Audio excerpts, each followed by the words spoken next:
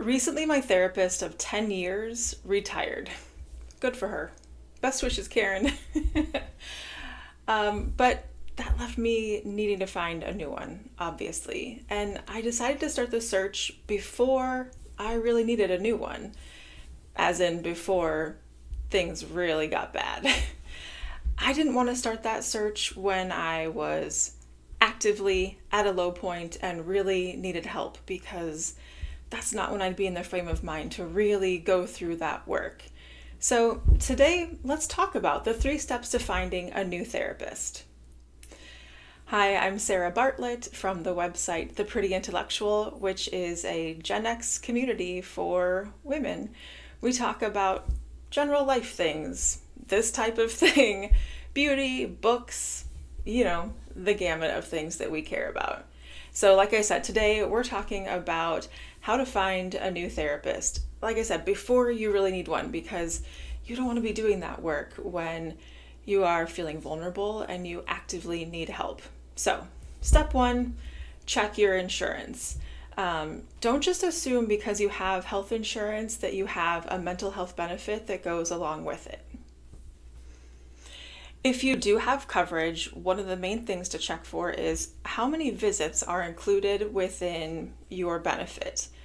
For example, my insurance covers up to 25 visits per year, and so that is something that I keep an eye on.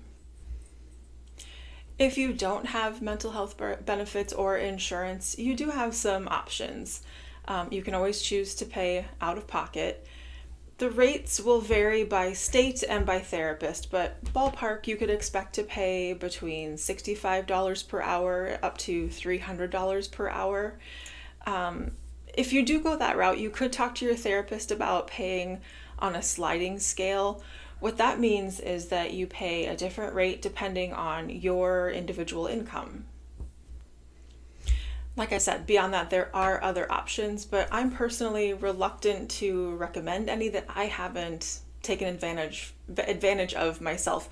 But I will include links to additional resources that I found online.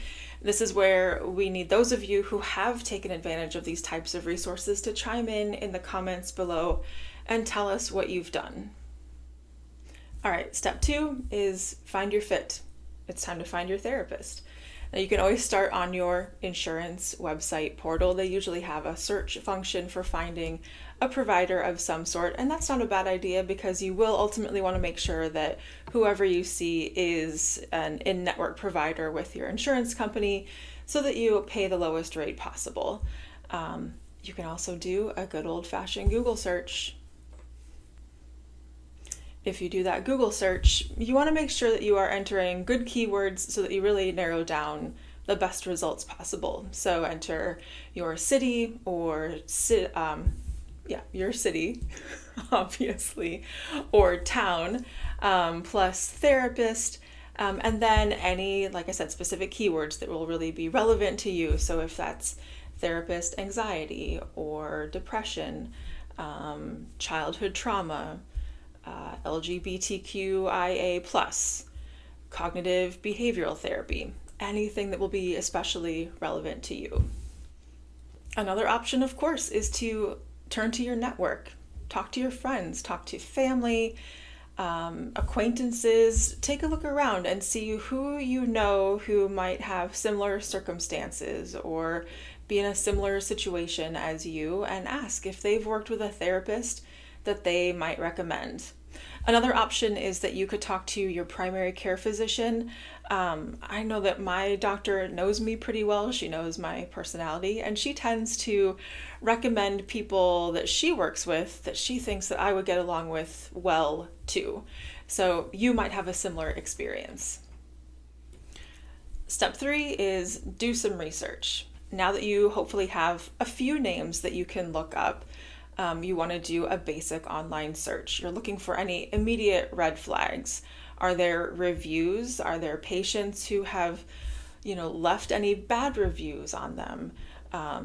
Is there feedback that you can immediately see from other people who have seen this individual that you are looking into?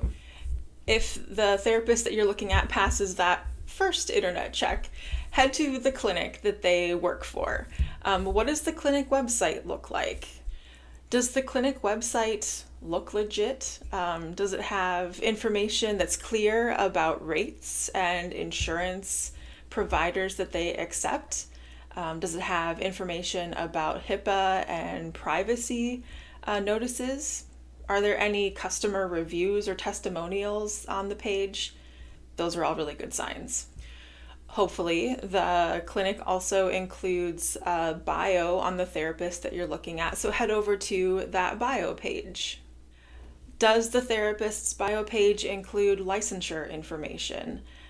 Does it give you an idea about the therapist's specialties, about their communication style?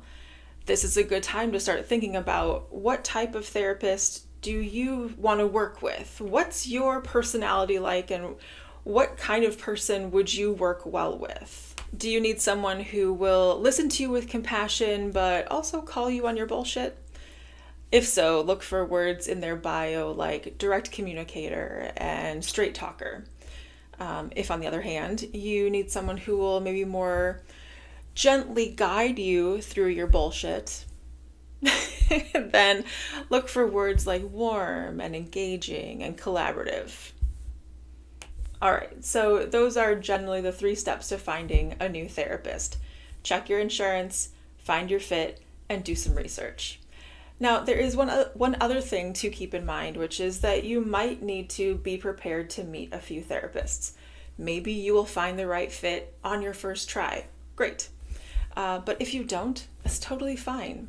Be prepared for that. Again, that's another good reason to start looking for your therapist before you really need one. You don't want to get stuck with having to see, whoever is available because they might not be the right fit. It's totally normal to have to go through a couple of people. And also, I want you to be aware that it's okay to leave a therapist at any time for any reason. I personally have left therapists for reasons that range from, generally ew to absolutely inane. And that's okay. So if it makes you feel any better, here are just a few of them. I once left a therapist because he started every single sentence with, "Here's the thing." This was in the early 2000s, before mansplaining was an actual term that we knew and loved, and it was more a gut feeling. I once left a therapist because she wanted me to play with little tiny horses while I talked to her, and they made my fingers smell like burnt plastic, and I just didn't like it. One therapist I had to leave because there was just something about her. I wanted her to give me a gold star. And so instead of being honest with her, I would tell her what I thought she wanted to hear. And since I was there to work on my people-pleasing issues, that wasn't going to work. And then the last therapist that I left, I just dreaded our sessions.